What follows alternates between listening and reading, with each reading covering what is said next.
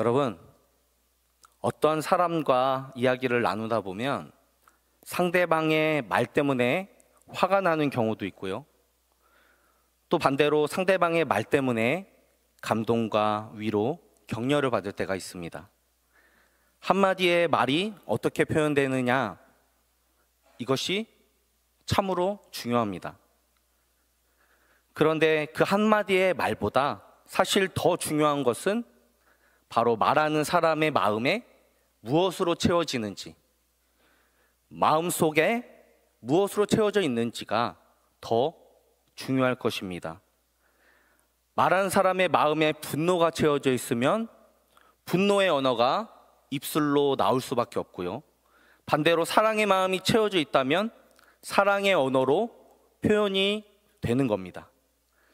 오늘 우리 가운데 하나님께서 주시는 이 말씀이 하나님의 사랑을 채우게 하는 능력의 말씀이 될 줄 믿고 말씀의 은혜로 나아가시는 저와 여러분들이 되기를 소망합니다.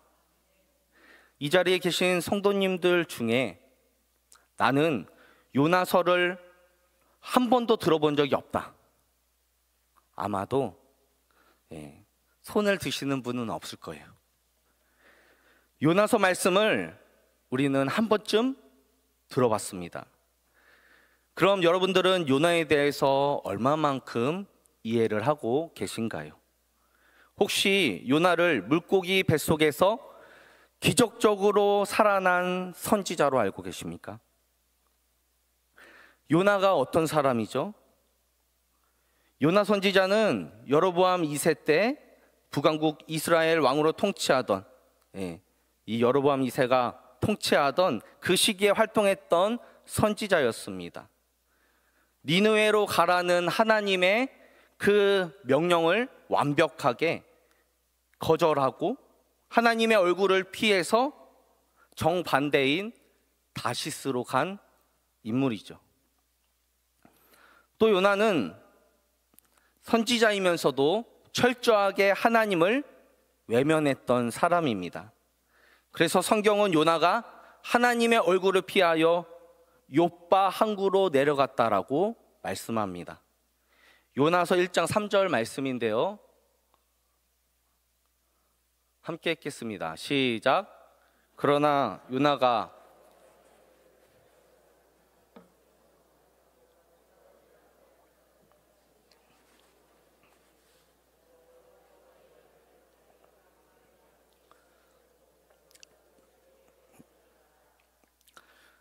여기서 내려갔다라는 단어가 히브리어로는 야라드입니다. 뭐라고요? 야라드. 의도적으로 요나는 욥바 항구로 내려갔다는 겁니다. 그리고 한글 성경에는 요나가 배에 올랐다라고 기록이 되어져 있는데, 원어 성경을 보니까 요나가 여호와의 얼굴을 피하여 다시스로 가려고 배로 내려갔다라고 기록합니다. 그리고 배 안에서도 요나는 맨 밑층으로 내려갔고 하나님의 얼굴을 피하려고 누워서 자신의 얼굴을 돌려서 잠이 들었습니다. 이런 요나의 모습은 하나님을 그 삶 가운데 철저히 외면하고 있는 모습인 거죠. 그런데 하나님께서는 철저하게 하나님을 외면하고 있는 이 요나를 가만두지 않으십니다. 계속해서 요나를 추격해 오시는 것이죠. 먼저 폭풍 한가운데 있는 요나를 하나님께서 찾으십니다. 그리고 요나가 탄 그 배가 폭풍으로 인해 마구 흔들리자 선원들은 두려워하면서 자신들의 신에게 기도를 하죠. 단 한 사람만 빼고요. 그 단 한 사람이 누굽니까? 요나죠. 배가 전복될 위기가 되자 선장은 급히 요나를 불러 깨우면서 이렇게 말합니다. 자는 자여 어찌함이냐, 일어나서 내 하나님께 구하라. 혹시 하나님이 우리를 생각하사 망하지 아니하게 하시니라 하니라. 요나 역시 자신 때문에 이 폭풍우가 일어났다라는 사실을 깨닫고는 모든 원인이 자신에게 있기에 바다에 자신을 제물로 던지라고 제안합니다. 이런 요나의 모습은 마치 우리가 생각할 때 살신성인의 모습이라 생각할 수 있지만 철저히 니느웨를 향한 악한 마음과 또한 악독이 그 요나의 마음 가운데 깔려져 있었다는 겁니다. 나 하나 죽고 니느웨 전체 사람들은 다 죽으면 돼, 이런 마음이 깔려져 있는 것이죠. 요나는 자신이 절대 니느웨로 가는 일은 없을 것이며 죽어도 니느웨에 가서 하나님의 말씀을 전하지 않을 것이라고 하나님을 향해 시위하고 있습니다. 그러다가 결국 요나가 물고기 뱃속으로 들어가게 되죠. 여러분, 이 앞에 보이시죠? 예. 이따 3부 예배 때 그 물고기 뱃속에 들어가는 모습을 연극으로 보여주실 거예요. 많이들 참석하시길 바랍니다. 아멘이 안 나와요.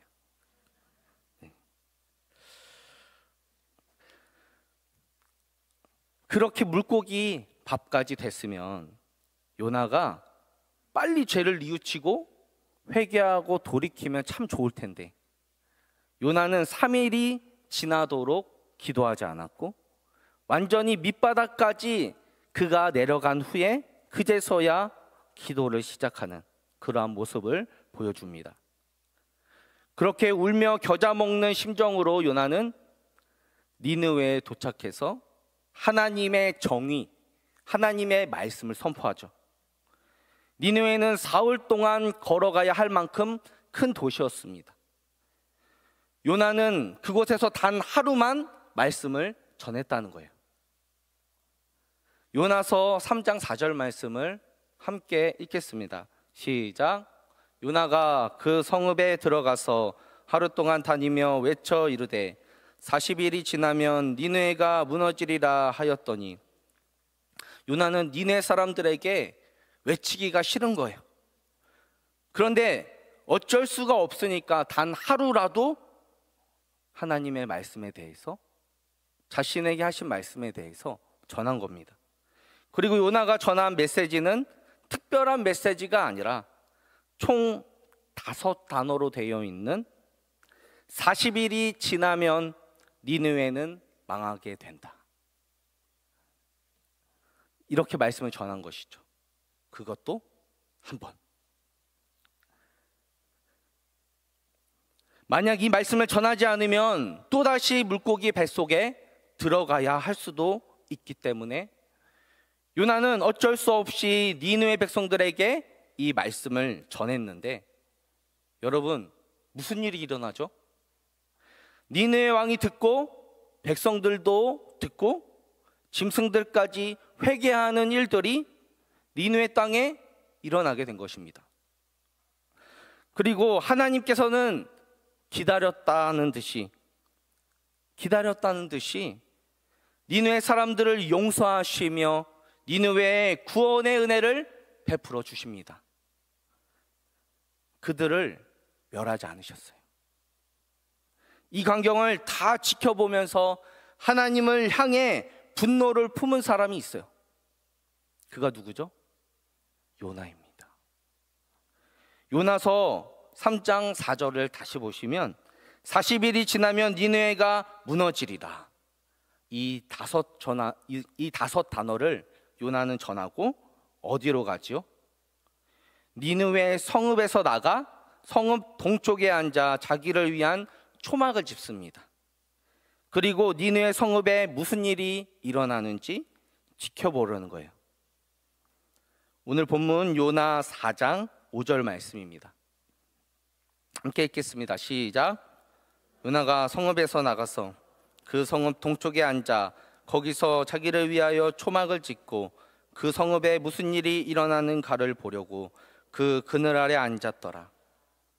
지금 요나는 니느웨가 무너지는 그 모습을 보기 위해서 그늘 아래에 앉아서 지켜보고 있다는 것이죠. 그런데 하나님은 요나의 머리를 가려주시기 위해서 박넝쿨을 만들어 주십니다. 그래서 요나의 그 머리를 그늘로 가려주세요. 이는 그의 머리를 위하여 그늘이 지게 하며 그의 괴로움을 면하게 하려 하심이었더라. 성경은 기록합니다. 그러자 요나는 자신의 머리를 가려준 박넝쿨을 보면서 크게 기뻐하죠. 요나 입장에서 하나님이 베풀어 주신, 만들어 주신 그 박넝쿨을 보고 요나는 어떠한 착각을 하게 될까요? 그래, 하나님께서는 내가 생각한 대로 40일 후에 니느웨를 망하게 하실 것 같아. 그래서 이 박넝쿨로 내 머리를 가려주시는 게 아니겠어? 자꾸만 잘못된 확신을 갖게 되는 겁니다. 당시 니느웨는 강대국 아수르의 수도이며, 아수르는 북왕국 이스라엘을 멸망시킨 나라로서 북왕국 이스라엘을 약탈하며 온갖 죄를 저지르며 우상을 숭배하는 나쁜 일들을 일삼았던 사람이라는 겁니다. 요나의 입장에서는 그런 거죠. 그래서 요나는 니느웨 사람들이 하나님의 심판으로 멸망당해야 한다, 그렇게 생각했어요. 박넝쿨이라는 작은 기적을 통해 요나는 더 큰 기적이 일어나기를 바랬습니다. 내가 틀린 게 아니었어. 하나님도 나를 이렇게 도우시잖아. 이런 잘못된 확신 가운데 빠지게 되니까 하나님이 니느웨 백성들을 용서하셨다라는 그 소식이 들리자마자 요나가 어떻게 반응하죠? 심하게 성을 내었다라고 오늘 본문은 말씀합니다. 요나서 4장 1절과 2절 말씀입니다. 시작. 요나가 매우 싫어하고 성내며 여호와께 기도하며. 여기까지. 여기서 성냈다라는 단어는 원어상으로 보면 온몸이 떨릴 정도로 분노했다 라는 뜻입니다. 온몸이 떨릴 정도로 요나가 분노했다라는 것은 그의 감정선이 어떠한지를 잘 드러내 표현해 준 것이죠. 그런데 요나가 기도하는 것을 보니까 요나는 니느웨의 그 구원을 인정하고 싶지 않았던 거지, 하나님의 마음을 잘 알고 있었습니다. 하나님이 니느웨 백성들을 향해서 어떠한 마음을 가지고 계신지 그는 직감하고 있었어요. 그리고 이어서 2절 말씀 여호와께 기도하여부터 우리 함께 읽겠습니다.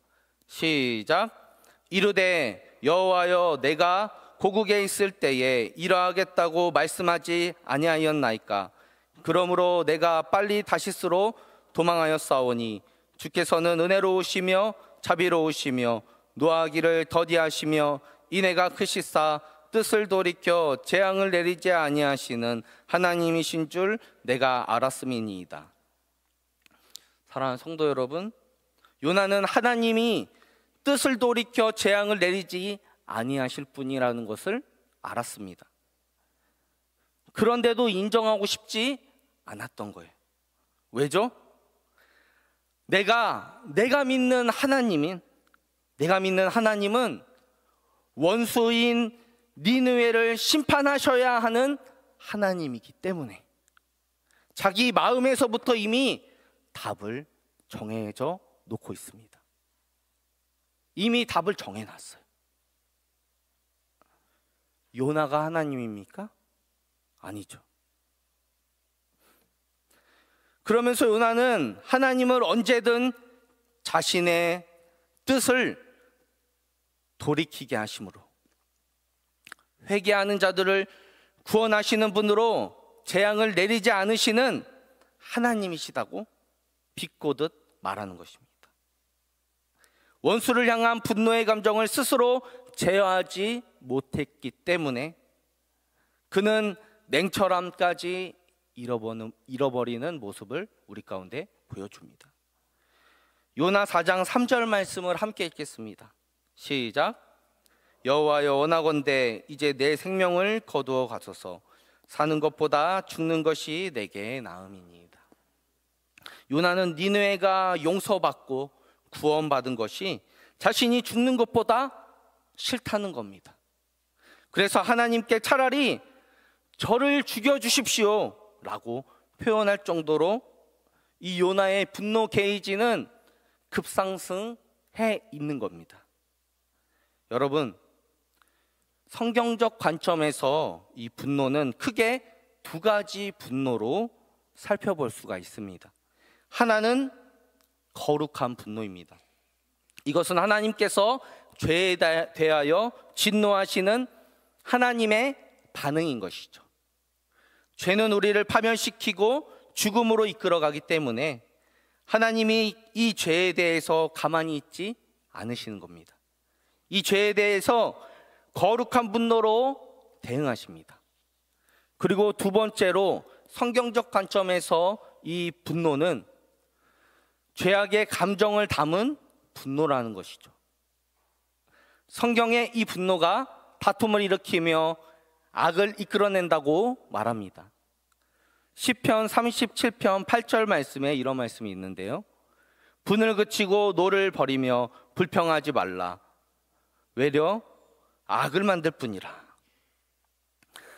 잘못된 죄악의 감정의 분노가 악을 만들어낸다는 겁니다. 요나의 분노는 거룩한 분노가 아니었어요. 그것은 개인적인 죄악의 감정을 담은 분노였다는 것이죠.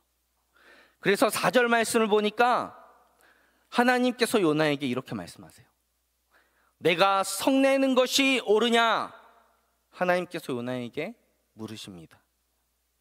오늘 본문 2절과 3절 말씀을 자세하게 살펴보면 계속 반복되는 단어가 있어요.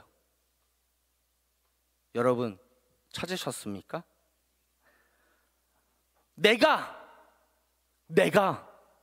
내가라는 단어가 5번 나옵니다. 요나가 니느웨가 아닌 다시스로 간 이유를 이 내가라는 단어를 통해서 우리는 충분히 알 수 있는 겁니다.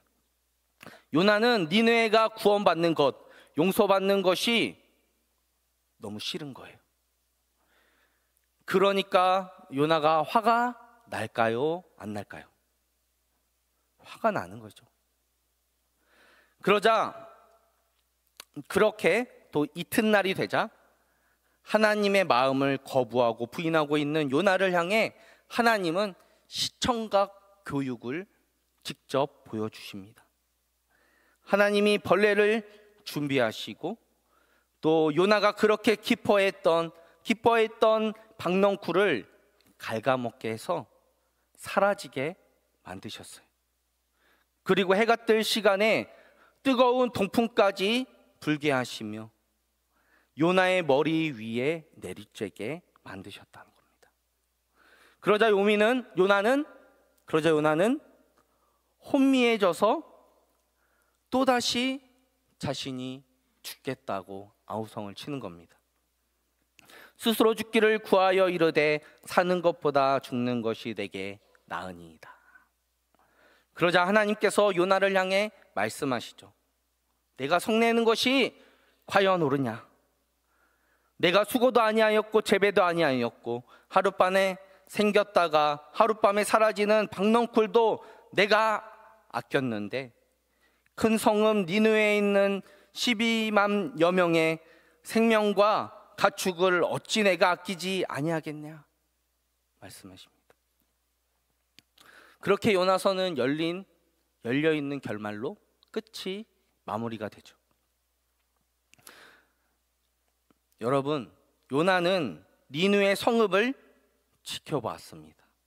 그러나 하나님께서 그 뜻을 돌이켜 니느웨를 용서하실 수 있다라는 사실을 알고 있었음에도 그는 니느웨의 심판을 원했다는 것이죠. 내 뜻대로 되면 좋겠어.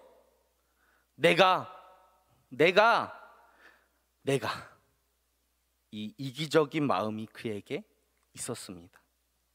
성경을 보면 성읍을 바라보는 또 다른 이야기를 기록하고 있는데, 요나의 관점과는 정반대의 관점에서 볼 수 있습니다. 누가복음 19장 14절을 보게 되면 예수님께서 예루살렘을 보시며 예루살렘이 멸망당할 것을 안타까운 마음으로 바라보시며 우셨다라고 기록되어져 있습니다.